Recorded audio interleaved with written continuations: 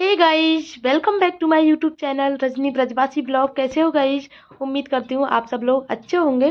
तो गाइस, मैंने सुबह उठी थी। सुबह उठ के सबसे पहले ठाकुर जी की सेवा पूजा की, और ठाकुर जी की सेवा पूजा करने के बाद में ठाकुर जी को विराजमान किया अपने मंदिर में। और अभी मैं कर रही हूँ खाने पीने की तैयारी। बच्चों का लंच बनाना है मुझे, क्योंकि ठाकुर जी की सेवा पूजा में ना बहुत टाइम लग जाता है। तो मैं बच्चों का लंच नहीं बना पाई सुबह। बना तो देती, लेकिन पतिदेव का कहना था कि पाव भाजी बना देना बच्चों को, लेकिन पाव मिले नहीं थे।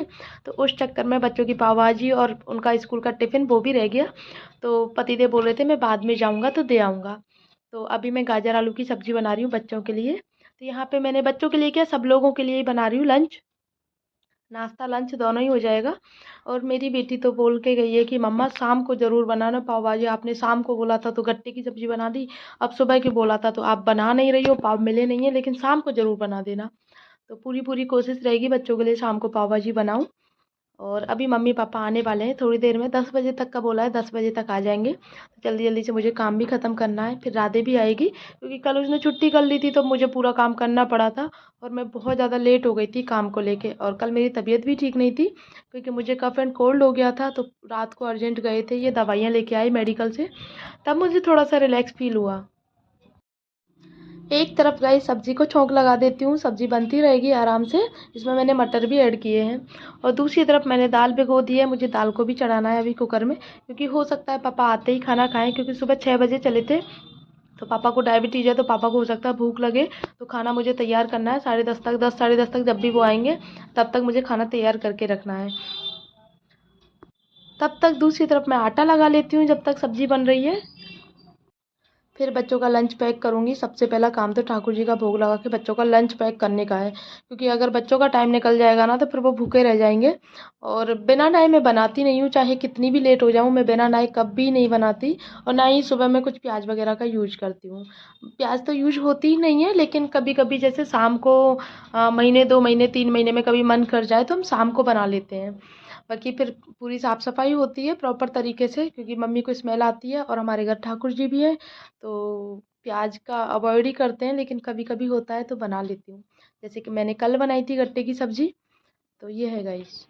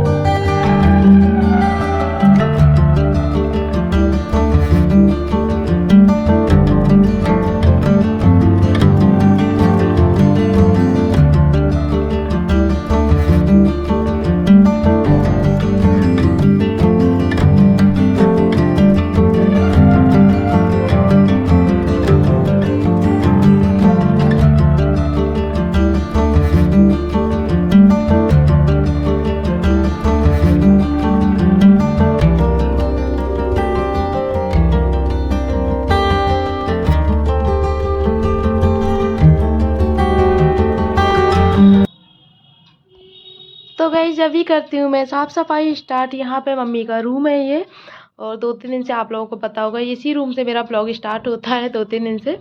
तो फिर तो मैं अपने रूम से स्टार्ट करूँगी, या फिर किचन से स्टार्ट होता है, ऐसे स्टार्ट होता है मेरा ब्लॉग। तो यहाँ पे मैं कर रही हूँ मम्मी की बेडशीट चेंज, मम्मी के रूम की। मुझे दूसरी वाली बेडशीट बिछानी है, तो पिलो कवर वगैरह मैंने चेंज कर दिए थे, 2 पिलो कवर भी मुझे चेंज करने हैं अभी। तो इसको धुलने डाल दूँ इस वाली बेडशीट को, और नई वाली बेडशीट निकाल लेती हूँ।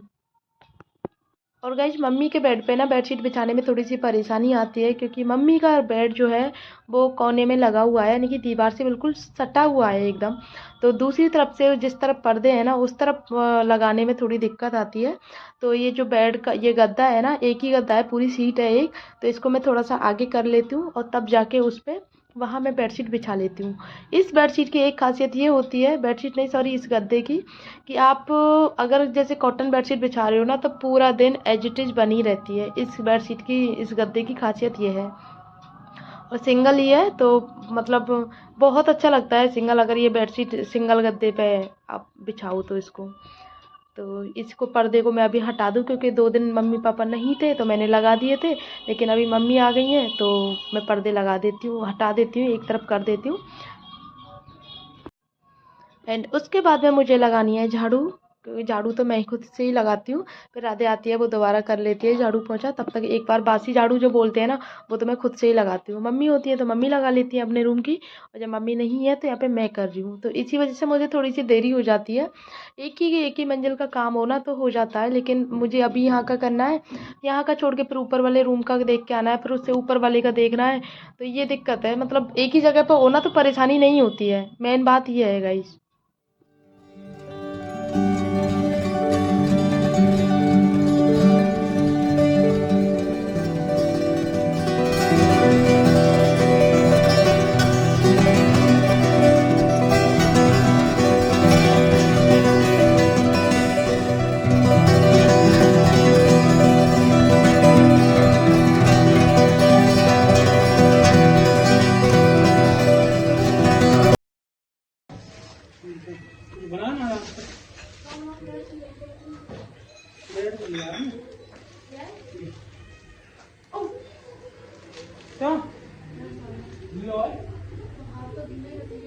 गाइस अभी ना मैं फ़िल्टर का स्विच लगा रही थी, और फ़िल्टर मुझे पता नहीं था, फ़िल्टर का जो स्विच है उसके ऊपर पानी पड़ रहा था और मैंने ध्यान नहीं दिया, सीधा प्लग लगा दिया। प्लग लगाने में दिक्कत नहीं हुई, लेकिन जैसे बटन ऑन किया, उसका स्विच ऑन किया तो तुरंत मुझे एकदम से झटका लगा। वो तो पतिदेव थे तो बोल रहे थे ऐसे गीले हाथों से काम मत किया कर, तो इनके हाथ भी गीले थे तो मैंने फिर लकड़ी के उससे लेके बटन ऑन किया दोबारा से।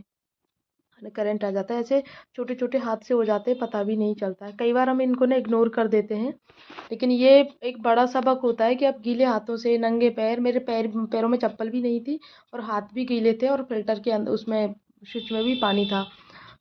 तो यहाँ पे मैं नाश्ता बनाने की तैयारी कर रही हूँ। नाश्ते में कुछ नहीं बना रही, सिर्फ ब्रेड नमकीन, क्योंकि मुझे देर हो जाती है ना जब मैं सिर्फ ब्रेड नमकीन लेती हूँ खाने के लिए सबको। तो अभी ब्रेड सेक लूँ पहले नमकीन के साथ में। तो सब्जी भी बन गई है, ठाकुर जी का भोग भी लग गया है। अभी मैं लगा देती हूँ बच्चों का लंच। बच्चों का स्कूल है, फिर लेट हो जाते हैं। अब पतिदेव जाएंगे तो वहाँ से स्वरा का लंच दे के आएंगे और हर्षित को छोड़ के आएंगे स्कूल, क्योंकि हर्षित का स्कूल जो है थोड़ा देरी से है। तो दोनों का लंच पैक कर दूँ। और वो तो बोल रहा था मामा मुझे गाजर आलू की सब्ज़ी नहीं खानी है, आपने पाव भाजी की बोला था। तो उसको प्रॉमिस किया है, उसको भी, जो हर्षित है उसको भी, कि शाम को ज़रूर बनाऊँगी, क्योंकि बच्चों का पाव भाजी मोस्ट फेवरेट है स्वरा की तो।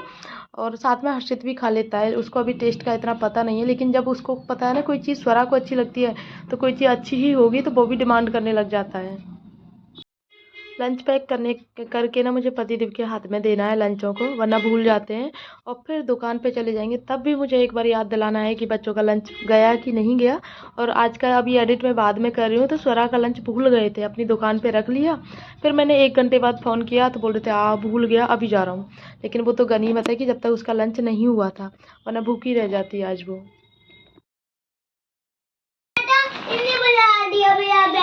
क्या बना रहा था, महल? नहीं, बेड। क्या बेड बना रहा था? हाँ, अच्छा, स्वरा नहीं बोलते ना, स्वरा जीजी ने बिगाड़ दिया। कैसे बनाऊं? बना लो दोबारा, इतने सारे टॉयज पड़े हुए हैं। टावर बना रही हूँ, इसके लिए तो बना रही हूँ। अच्छा, महाराजा के लिए बनाऊंगी। अच्छा जी।